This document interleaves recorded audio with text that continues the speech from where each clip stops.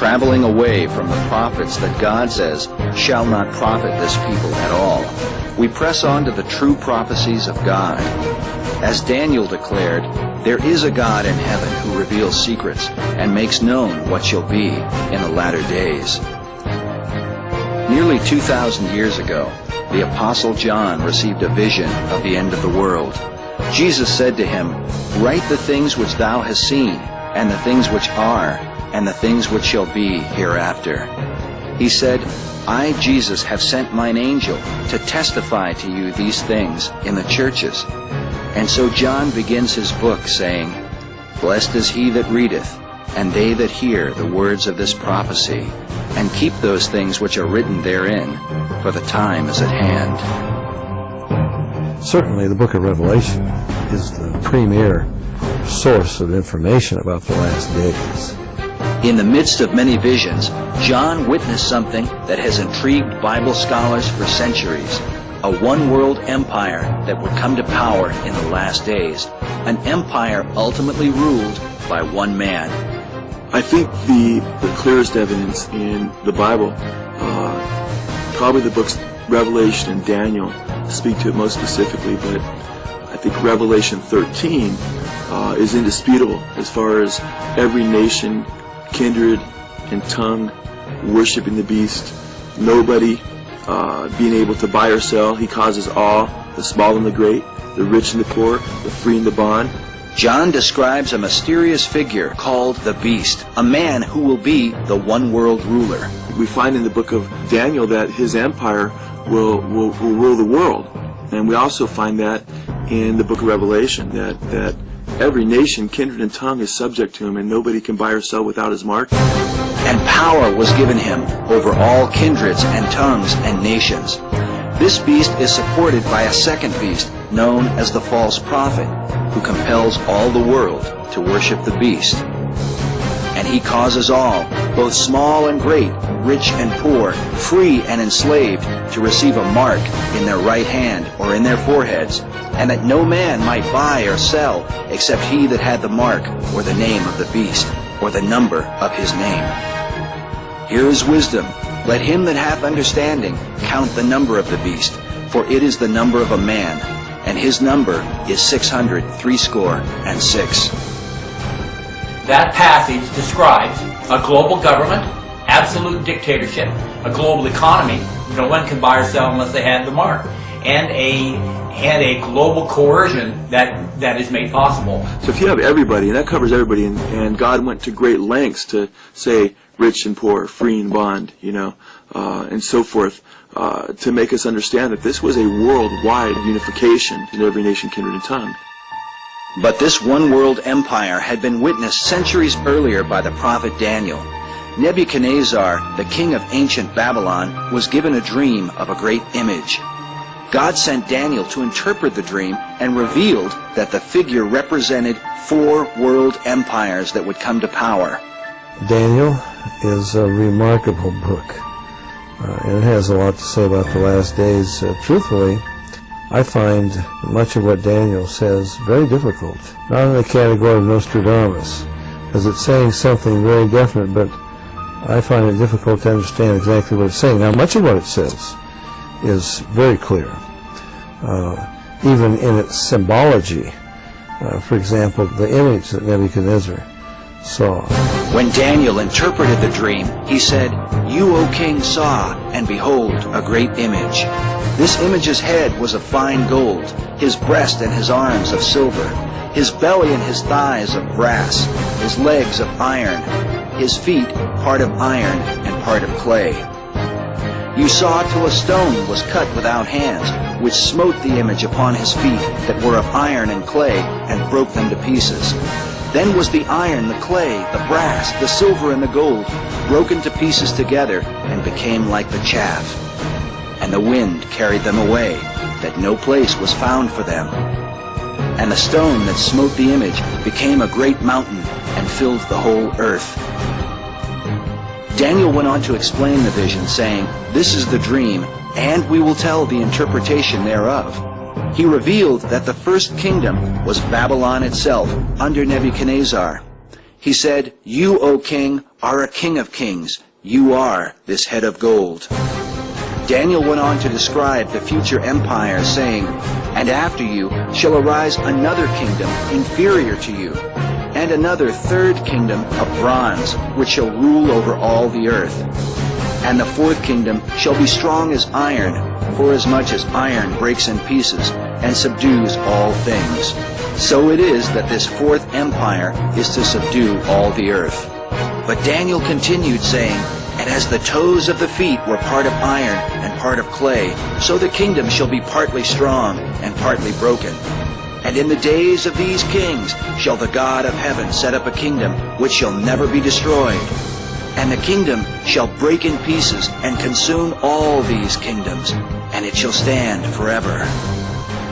The great God has made known to the king what shall come to pass hereafter, and the dream is certain, and the interpretation of it sure."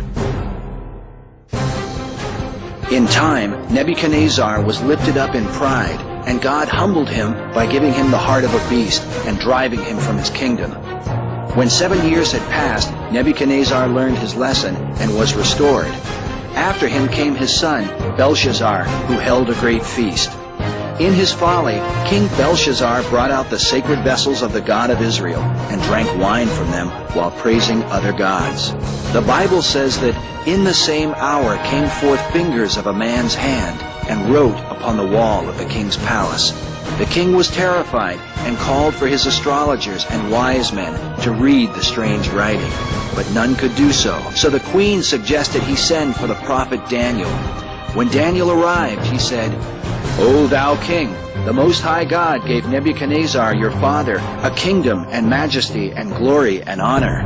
But when his heart was lifted up and his mind hardened in pride, he was deposed from his kingly throne, and they took his glory from him. And you, his son, O Belshazzar, have not humbled your heart, though you knew all this, but have lifted up yourself against the Lord of heaven. And they have brought the vessels of his house before you, have drunk wine from them, and you have praised the gods of silver and gold. And the God in whose hand your breath is, you have not glorified." Then Daniel said, "This is the interpretation of the thing. God has numbered your kingdom and finished it. You are weighed in the balances and found wanting. Your kingdom is divided and given to the Medes and the Persians." That night Belshazzar was slain, and so it was that the second kingdom, represented by the chest and 2 arms of silver, was the Medo-Persian Empire under Cyrus the Great, who conquered Babylon in 539 BC. God had even named Cyrus about 2 centuries before his birth in the book of Isaiah. God says of him, "Cyrus, he is my shepherd and shall perform all my pleasure, saying to Jerusalem, thou shalt be built, and to the temple, thy foundation shall be laid." In fulfillment of God's prophecy, Cyrus was responsible for the return of the Jews to Jerusalem and for the rebuilding of the temple. His kingdom continued for nearly 200 years until the coming of Alexander the Great, the king of Greece, the third empire symbolized by the belly and thighs of brass.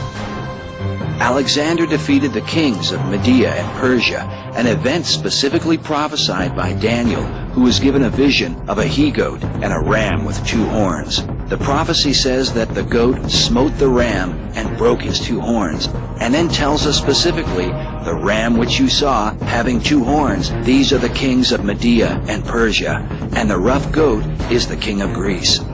Alexander himself was prophesied by Daniel, called the Great Horn of the He-Goat, telling us that this Great Horn is the first king of the Greek Empire. The scripture says, "The goat became very great, but at the height of his power the great horn was broken, and for it came up 4 notable horns toward the 4 winds of heaven." In fulfillment of God's prophecy, when the Greek Empire had conquered most of the civilized world, Alexander, the Great Horn, at the height of his power, was broken off and died suddenly of a fever at the young age of 33. The 4 notable horns that came up afterward were Alexander's 4 generals, who divided the kingdom amongst themselves. Daniel went on to prophesy that Alexander's kingdom would be broken and be divided, though not to his own descendants. For his kingdom shall be plucked up and given to others besides them. After Alexander's death, we read, Philip, his half-brother, Alexander II, his legitimate son, and Hercules, his illegitimate son, were all three murdered, and Alexander's 4 generals took over.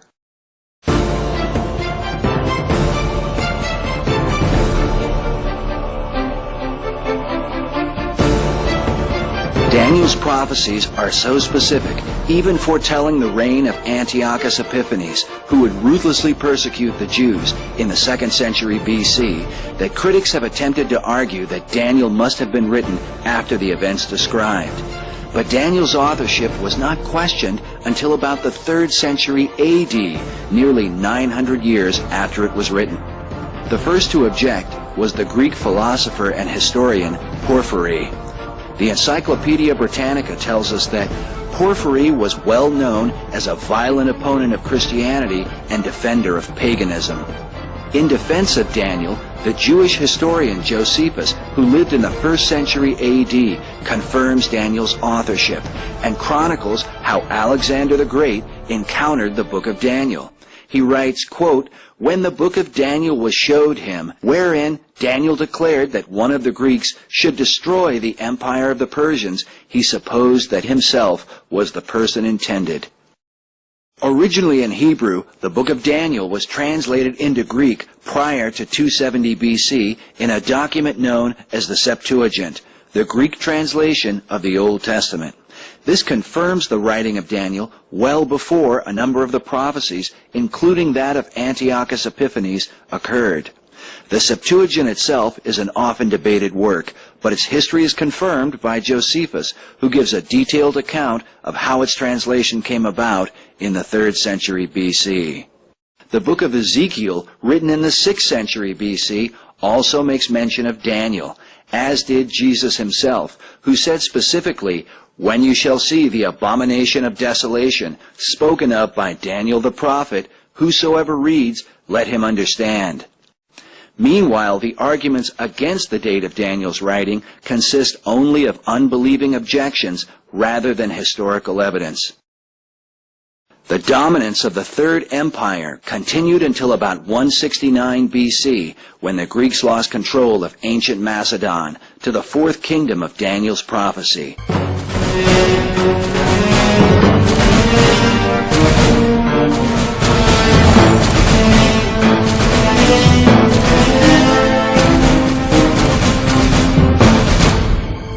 The history of Rome's origin is cloaked in mystery. According to legend, the city was founded by the twins Romulus and Remus in 753 BC.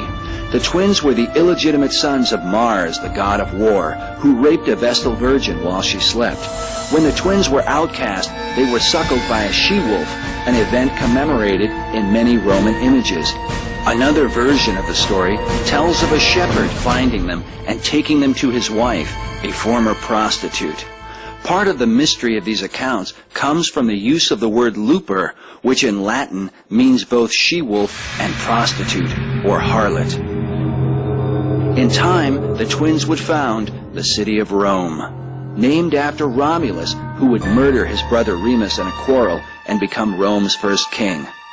After a long reign, Romulus vanished into a thunderstorm and supposedly became a god.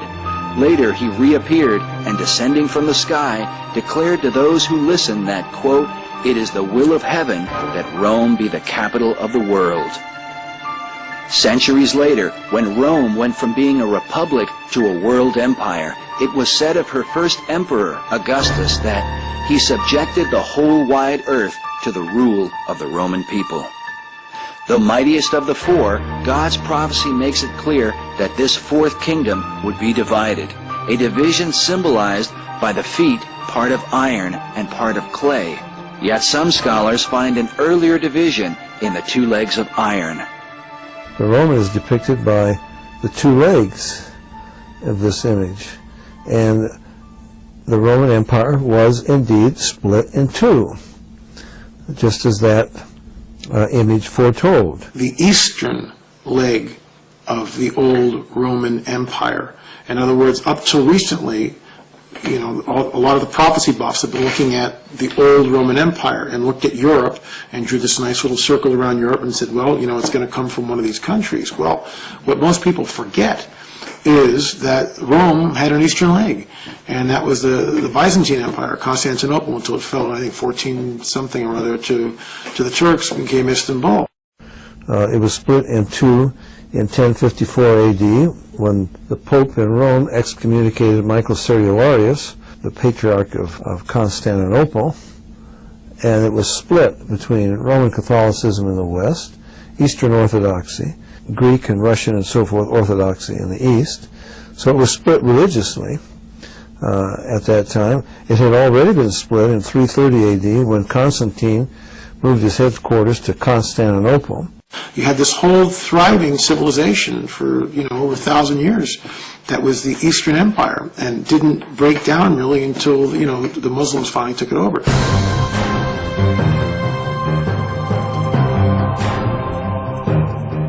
So important is the understanding of the four world empires that God showed Daniel another vision of these kingdoms, symbolized by four great beasts. The four beasts parallel the four dimensions of the statue in Nebuchadnezzar's dream. All four beasts are history. There have been four world empires: the Babylonian, the Medo-Persian, the Grecian, and the Roman. While most researchers agree that the first three beasts have come, it is this fourth beast that has yet to reach its complete fulfillment. Of the vision Daniel wrote, "Behold, a fourth beast, dreadful and terrible. It was diverse from all the beasts that were before it, and it had 10 horns. And there came up among them another little horn. In this horn were eyes like the eyes of a man, and a mouth speaking great things. I beheld, and the same horn made war with the saints, and prevailed against them, until the Ancient of Days came. Then the angel who stood by said, The fourth beast shall be the fourth kingdom on earth, and shall devour the whole earth. And the 10 horns out of this kingdom are 10 kings that shall arise, and another shall rise after them. The 10 kings are also represented by the 10 toes of the statue in Nebuchadnezzar's dream.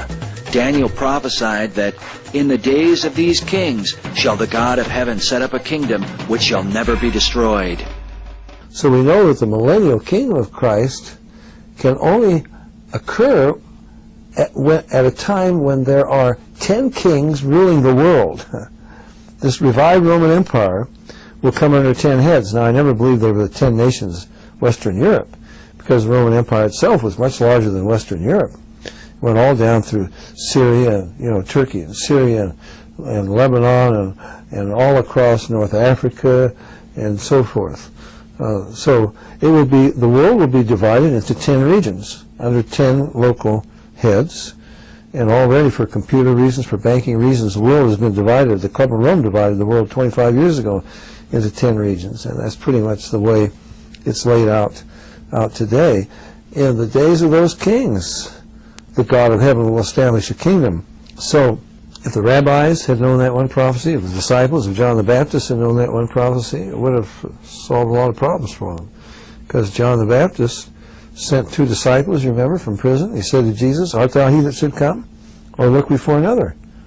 Hey, Lord, I ought to at least be prime minister. I introduced you to Israel. If you're going to take the throne of your father David, how come I'm about to get my head cut off? It doesn't make sense.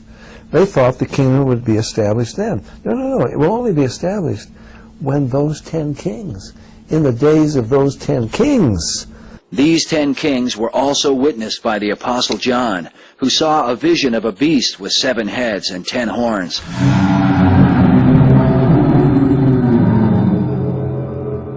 The angel said to him, "The 10 horns which you saw are 10 kings. These have one mind, and shall give their power and strength unto the beast."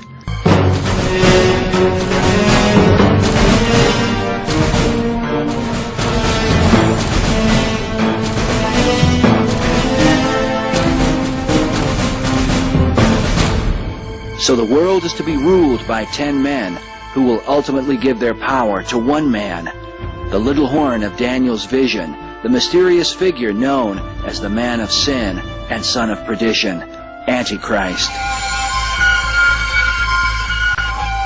There are some people who say well, the Antichrist will be somebody from the past like Hitler or Genghis Khan or, who knows what, resurrected. No, Satan cannot resurrect anybody. He does not have that power. It says he has a deadly wound. See, people talk about, the fourth beast represents the Antichrist and the revived Roman Empire. Then it says, I saw one of his heads. He's got 7 heads. I saw one of his heads, as it were, wounded to death, and his deadly wound was healed, and all the world wondered after the beast. So this is not a resurrection. The beast has never been killed. You can read your history. I don't know much about history, but I read a little bit of history, and I can tell you, that all down through history, all the great families in Europe, they've all dreamed of the revival of the Roman Empire. This empire has never been dead. It was wounded, as it were, to death, but the deadly wound was healed. This is a healing, not a resurrection.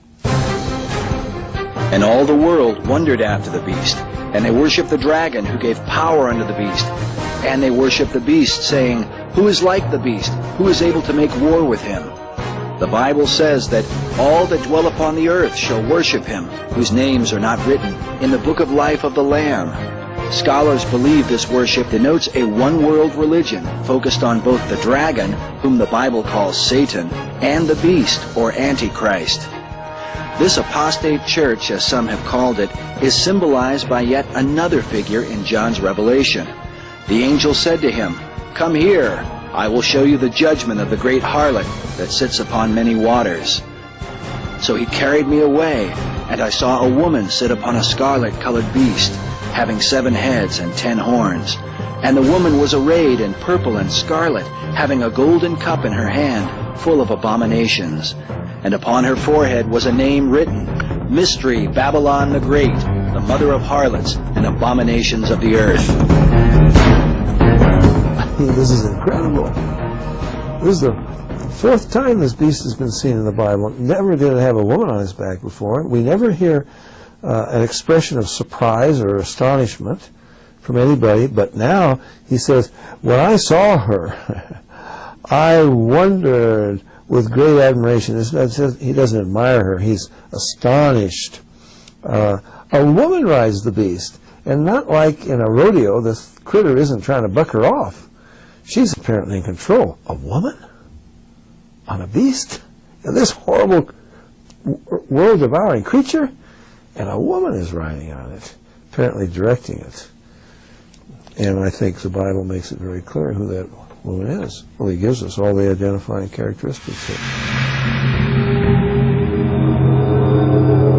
While the specific identity of the harlot is a matter of great debate, for now it can be said that most scholars agree she represents a world religious system and is called a harlot because of her unfaithfulness to God. It is believed this religious system somehow controls or manipulates the coming one-world government, symbolized by the fact that the woman rides the beast. There are signs the world is speedily coming to an end. These words are attributed to an Assyrian clay tablet dated 2800 BC. It seems that men have believed the end is near in almost every generation. Pope Innocent III pronounced the second coming of Christ in the year 1284 AD because this date was supposedly 666 years after the founding of Islam. There have been many such predictions that have often compelled men to extreme behavior. In 1669, a cult in Russia known as the Old Believers began setting themselves on fire to protect themselves from Antichrist. It is reported that by 1690, 20,000 people had perished as a result. In the 19th century, a second Adventist named William Miller convinced thousands that the world would end in 1843. But when that date came and went, Miller recalculated and claimed the date was really October 22nd of the following year. Charles Taze Russell, the claimed founder of the Jehovah's Witnesses, was convinced by Nelson Barber that Jesus Christ had returned in 1874, but that his return had been invisible. Russell went on to promote this teaching, saying, quote, "The millennium began in 1874 with the return of Christ." Russell would later revise his view, and since then the Jehovah's Witnesses have predicted the world would end in 1914, 1918, 1925, 1941, and 1975. But as contrary as they seem, even these things are the fulfillment of God's prophecies. Jesus said, "Take heed that no man deceive you, for many shall come in my name, and shall deceive many. False prophets shall rise," he said. "Behold, I have told you before." The Lord said that of that day and hour knows no man. Some have taken this to mean that Christians need not pay attention to Bible prophecy. But Jesus also said, "Watch therefore, because you do not know what hour your Lord will come. And what I say unto you, I say unto all, watch." Considering these things, what is it about this time on earth that sets it apart from all those centuries that have come before us? Any time prior to the 20th century, the 666 and any other date that has actually been predicted would have been an impossibility as far as what the biblical parameters were in the model that Jesus set forth to show forth the end of the world in Armageddon.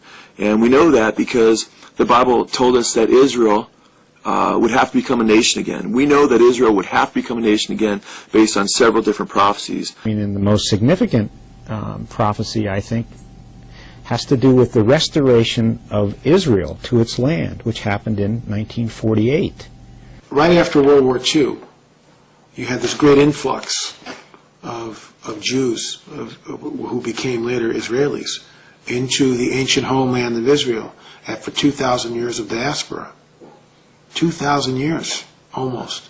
You've got these people coming from all over the world into Israel in 1948. Now, 48 was when they became a homeland, but prior to that, they were all there. From the end of the war, from 45 on, they were there, and we all know what happens. The British pull out, and a nation becomes a nation in a day. It's kind of bizarre after 2,000 years. Some have considered that certain prophecies concerning the return of the Jews to the Promised Land may have been fulfilled when they returned from their ancient captivity in Babylon under Nebuchadnezzar. Yet centuries after this return, Jesus prophesied that they would be scattered again in fulfillment of further prophecies. Jesus foretold of the destruction of Jerusalem and the scattering of the Jews, an historic event now known as the diaspora that would occur in 70 A.D. He spoke of the days of vengeance, that all things which are written may be fulfilled. For there shall be wrath upon this people, he said, and they shall fall by the edge of the sword, and shall be led away captive into all nations. And Jerusalem shall be trodden down by the Gentiles, until the times of the Gentiles be fulfilled. When he brought them into the land, he warned them, if they disobeyed his voice, he would cast them out, not just next door. He would scatter them to every nation on the face of this earth. You find that in Amos 9:9, you find that in Deuteronomy 28, verse 64. I mean, all through the Bible, over and over and over, God said he would scatter them, he would sift them like wheat among all the nations of the earth. And it happened. We call them the wandering Jew. You find them everywhere. And God said that during their dispersion, they would be hated, persecuted, killed, mocked, like no other people on the face of this earth. Anti-Semitism is laid out in detail. In the Old Testament, God said to the children of Israel, "It shall come to pass, if you will not hearken to the voice of the Lord your God, that all these curses shall come upon you."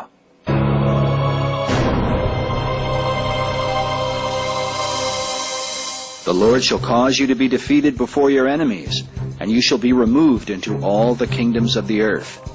And you shall be left few in number, whereas you are numerous as the stars of heaven, because you would not obey the Lord your God. And the Lord shall scatter you among all people, from the one end of the earth to the other. And among these nations you will find no ease, neither shall the sole of your foot find rest.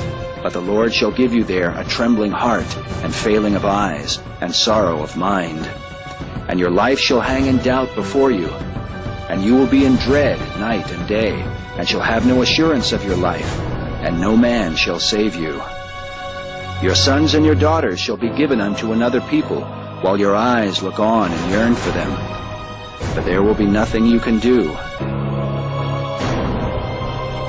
And you will never be anything but oppressed and crushed continually, so that you will be driven mad by the sight of what you see. And you shall become an astonishment, a proverb and a byword among all nations, to which the Lord shall lead you. And there is no people ever in history that has been marked in that way, like the Jews. I mean, that in itself would be enough to tell you that the Bible is true. God said they would be hated and persecuted and killed, but he would not let them be destroyed. Hear the word of the Lord, O you nations. He who scattered Israel will gather him, and keep him, as a shepherd does his flock.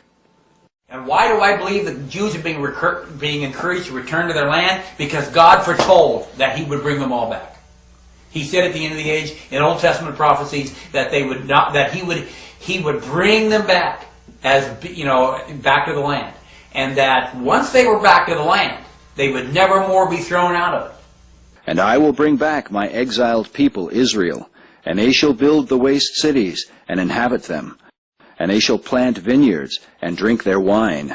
They shall also make gardens and eat the fruit of them. And I will plant them upon their land, and they shall no more be pulled up out of their land, which I have given them, saith the Lord thy God. So if you see Israel destroyed and annihilated, well, then we can throw away our Bibles and find another religion to believe in. Because God said absolutely clearly he would not allow them to be defeated. The nation Israel will not cease to exist as a nation forever, God says in Jeremiah 31, beginning at verse 35. And he says, if they cease, then there's no sun in the sky. There's no moon. There's no stars. The tides don't work. This universe is finished. That's how important Israel is. If you believe in the prophetic time clock, and I do, I believe that the only way you can look, we as Christians can factor anything in at all, is you got to look at Israel. Israel's the key. Israel is the key. The prophecies hinge around Israel. Israel is the key to all end time events. And we show that the actual clock ticking down toward the end of the age could not begin until Israel had returned back to her land. So if I lived 200 years ago and you said, "Lil, when's Jesus going to come back?" and I would say, "I don't know.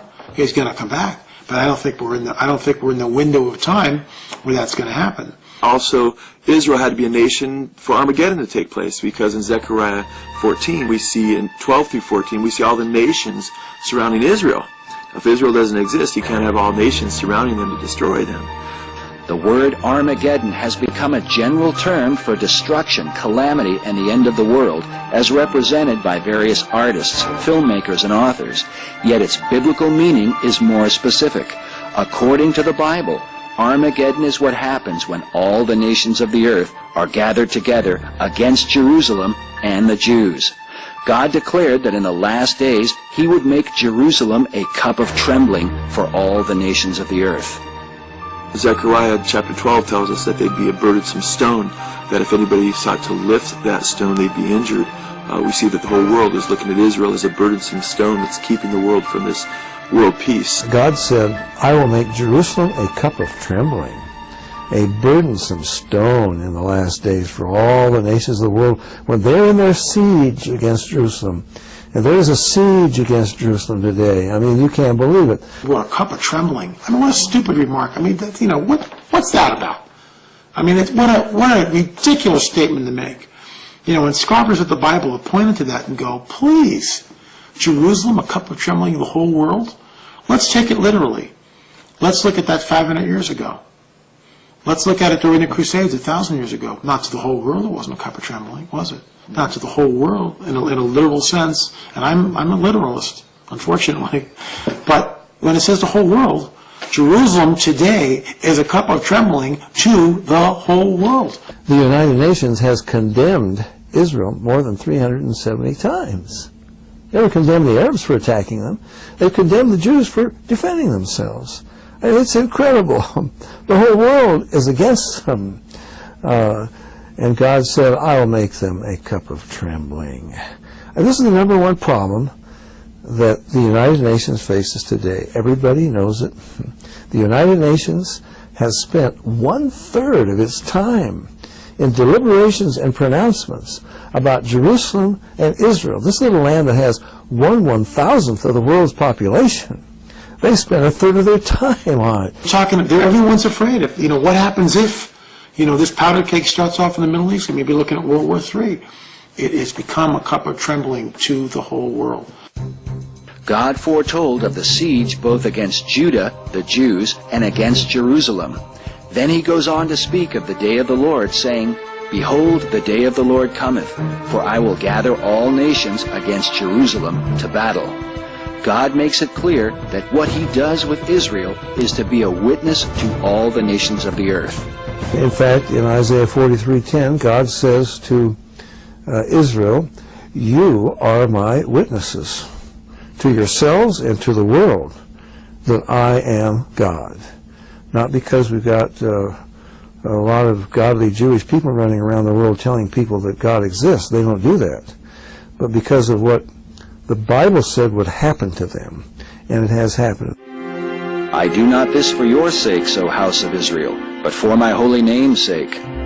The nations shall know that I am the Lord, says the Lord God, when I shall be sanctified in you before their eyes. For I will take you from among the nations, and gather you out of all countries, and will bring you into your own land. Some might find it hard to believe that all the world would be against the Jews, since Israel seems to have many allies. Some have even believed that the Jews secretly control the world behind the scenes, manipulating media and world government. But God said of Israel under the curse of the law that there would be no might in their hand, and that Israel would be only oppressed and crushed always because of their disobedience. Can it be that in a mere half-century since the rebirth of Israel as a nation, that the Jews have overthrown all the ancient institutions of the world? Such allegations of a Jewish conspiracy were also propagated by Adolf Hitler and his Nazi party prior to the Holocaust. But this conspiracy for Israel's destruction is clearly mentioned in the Bible. The psalmist writes, Keep not silence, O God, for lo, your enemies have taken crafty counsel against your people. They have said, Come, and let us cut them off from being a nation, that the name of Israel may be no more in remembrance. They have consulted together with one consent. The psalmist then names the Arab nations of the ancient world, including the Philistines, from where we get the name Palestinian. Is it any wonder that the leader of the modern Palestine Liberation Organization, Yasser Arafat, has openly declared, quote, Peace for us means the destruction of Israel and nothing else. But this desire is not confined to the Arabs, despite outward appearances. In 1994, John Loftus and Mark Ahrens, two secular authors, published their best-selling controversial work, The Secret War Against the Jews. Based upon 12 years of research, having interviewed more than 500 former officers of the intelligence community, the opening line of the introduction reads, quote, The major powers of the world have repeatedly planned covert operations to bring about the partial or total destruction of Israel. Meanwhile, the publisher includes this review saying, quote, The authors demonstrate that numerous Western countries, especially the United States and Great Britain, have conducted repeated and willful spying missions on Palestine and later Israel over many decades. While on the surface these two countries and others profess to be ardent allies of Israel, they work in fact through their intelligence services to betray Israel's secrets to the Arabs. Their motive, oil and multinational profits, which must be attained at any price.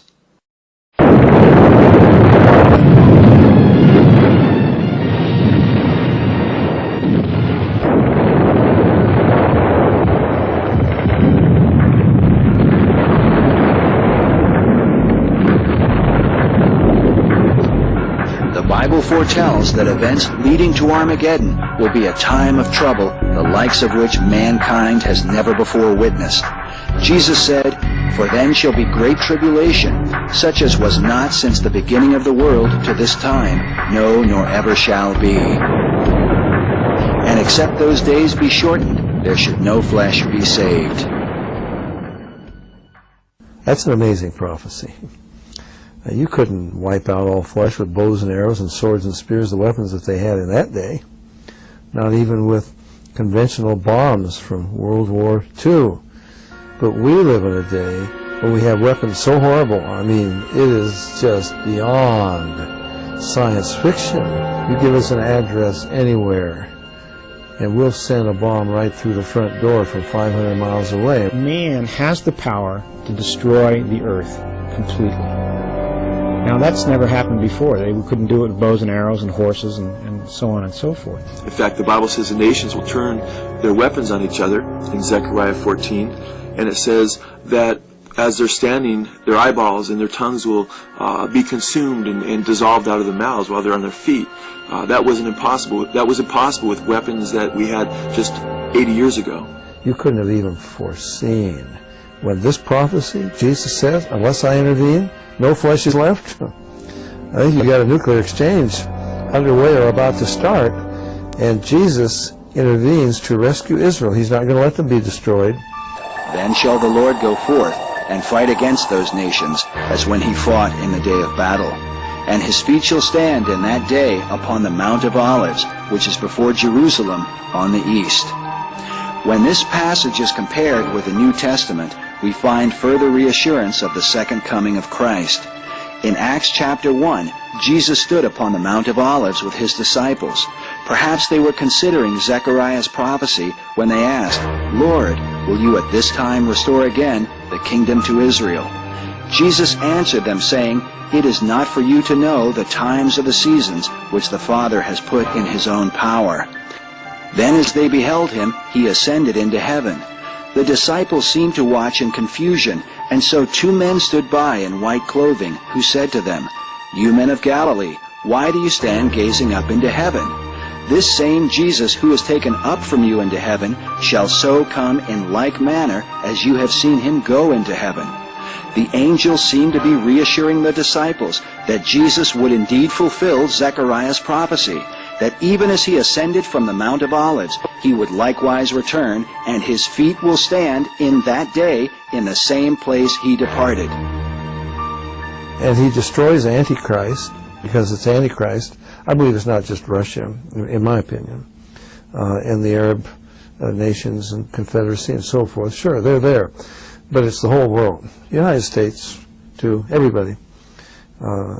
And they're vying with one another, you know. The kings come from the east, maybe they can take over at this time. I don't know. It gets to be a whole mess in Armageddon. And God says in Ezekiel 38 that he brings the nations there to judge them, to punish them for what they've done to his people Israel. He also is punishing Israel. This is the final punishment for Israel. Jeremiah 30 verse 7 is called the time of Jacob's trouble, but he will be preserved out of it. So God is going to punish the world, and he's going to chastise his people. And then Christ will intervene, or there wouldn't be anybody left on this earth. I mean, we can turn this earth into a sterile bit of dust. Not even a microbe. Not even a mosquito or a cockroach left. We have the weapons to do that. And that's an amazing prophecy. That's Armageddon. But how will all nations be gathered together against Jerusalem unless they are somehow united in a common cause? Bible researchers believe that cause will be the last day empire prophesied through Daniel and witnessed by the Apostle John. This empire will consist of a one-world government, a one-world religion, and a world economy, all united under a one-world leader, known in the Bible as Antichrist. Traveling away from the prophets that God says shall not profit this people at all, we press on to the true prophecies of God. As Daniel declared, there is a God in heaven who reveals secrets and makes known what shall be in the latter days. Nearly 2,000 years ago, the Apostle John received a vision of the end of the world. Jesus said to him, "Write the things which thou hast seen, and the things which are, and the things which shall be hereafter." He said, "I, Jesus, have sent mine angel to testify to you these things in the churches." And so John begins his book saying, "Blessed is he that readeth, and they that hear the words of this prophecy, and keep those things which are written therein, for the time is at hand." Certainly the book of Revelation is the premier source of information about the last days. In the midst of many visions, John witnessed something that has intrigued Bible scholars for centuries. A one-world empire that would come to power in the last days. An empire ultimately ruled by one man. I think the clearest evidence in the Bible, probably the books Revelation and Daniel speak to it most specifically, but no one can buy or sell unless they had the mark, and a global coercion that is made possible. so if you have everybody, and that covers everybody, and God went to great lengths to say rich and poor, free and bond, and so forth, to make us understand that this was a worldwide unification in every nation, kindred, and tongue. But this one-world empire had been witnessed centuries earlier by the prophet Daniel. Nebuchadnezzar, the king of ancient Babylon, was given a dream of a great image. God sent Daniel to interpret the dream and revealed that the figure represented 4 world empires that would come to power. Daniel is a remarkable book, and it has a lot to say about the last days. Truthfully, I find much of what Daniel says very difficult, not in the category of Nostradamus, because it's saying something very definite, but I find it difficult to understand exactly what it's saying. Now, much of what it says is very clear, even in its symbology. For example, the image that Nebuchadnezzar saw.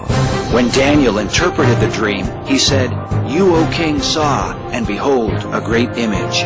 This image's head was of fine gold, his breast and his arms of silver, his belly and his thighs of brass, his legs of..." I think Revelation 13 is indisputable as far as every nation, kindred, and tongue worshiping the beast. Nobody being able to buy or sell. He causes all, the small and the great, the rich and the poor, the free and the bond. John describes a mysterious figure called the Beast, a man who will be the one-world ruler.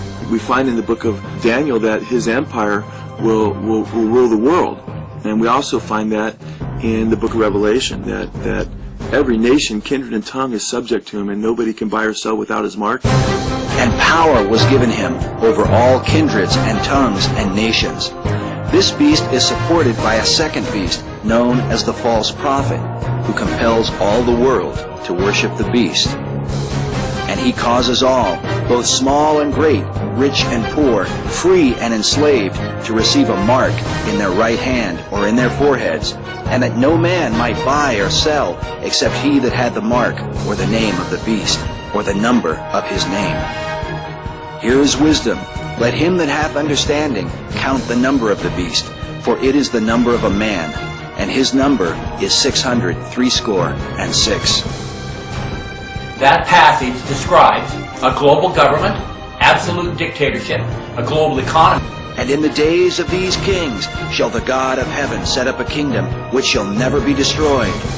And the kingdom shall break in pieces and consume all these kingdoms, and it shall stand forever. The great God has made known to the king what shall come to pass hereafter, and the dream is certain, and the interpretation of it sure. In time, Nebuchadnezzar was lifted up in pride, and God humbled him by giving him the heart of a beast and driving him from his kingdom. When 7 years had passed, Nebuchadnezzar learned his lesson and was restored. After him came his son, Belshazzar, who held a great feast.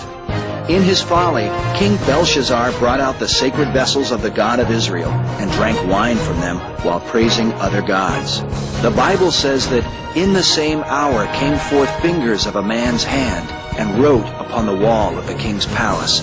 The king was terrified and called for his astrologers and wise men to read the strange writing, but none could do so. So the queen suggested he send for the prophet Daniel. When Daniel arrived, he said, O thou king, the Most High God gave Nebuchadnezzar your father a kingdom and majesty and glory and honor. But when his heart was lifted up and his mind hardened in pride, he was deposed from his king iron, his feet part of iron and part of clay. You saw till a stone was cut without hands, which smote the image upon his feet that were of iron and clay, and broke them to pieces. Then was the iron, the clay, the brass, the silver, and the gold broken to pieces together, and became like the chaff. And the wind carried them away, that no place was found for them. And the stone that smote the image became a great mountain, and filled the whole earth. Daniel went on to explain the vision, saying, This is the dream, and we will tell the interpretation thereof. He revealed that the first kingdom was Babylon itself, under Nebuchadnezzar. He said, You, O king, are a king of kings. You are this head of gold. Daniel went on to describe the future empire, saying, And after you shall arise another kingdom inferior to you, and another third kingdom of bronze, which shall rule over all the earth. And the fourth kingdom shall be strong as iron, forasmuch as iron breaks in pieces, and subdues all things. So it is that this fourth empire is to subdue all the earth. But Daniel continued, saying, And as the toes of the feet were part of iron and part of clay, so the kingdom shall be partly strong and partly broken.